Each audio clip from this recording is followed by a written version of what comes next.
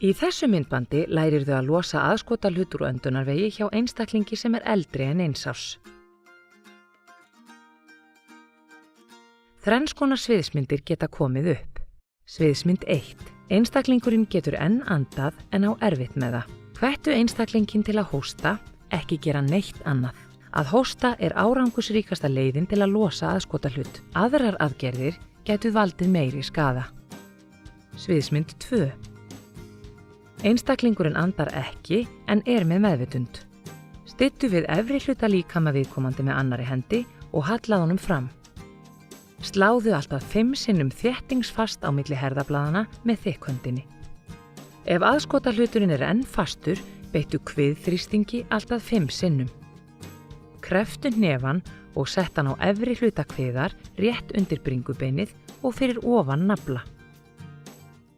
Haltu utan kreftan hnefan með hinni hendinni. Hallaðu einstaklingnum fram, þrýstu snöggt að þér og upp á við. Síðan skaltu slá 5 sinnum á bakið og þrýsta 5 sinnum á kviðinn til skiptis. Sviðsmynd 3. Engar aðferðir hafa dugað til að losa aðskotahlutin og einstaklingurinn missir meðvitund. Hringdu eða biðdu einhvern annan að hringja í neyðarlínuna 112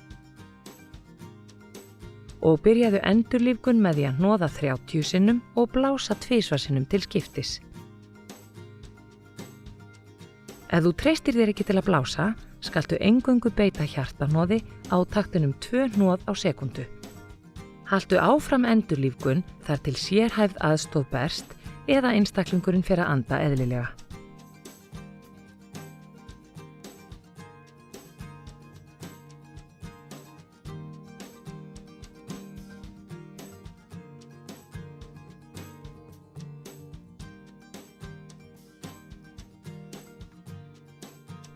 Ef einstaklingurinn sem er að kafna er í yfirvigt eða barnsafandi og þú nærð ekki að grípa utanum hann til að beita kviðþrýstingi, er slegið á bakið og þrýst á brjóstkassan til skiptis.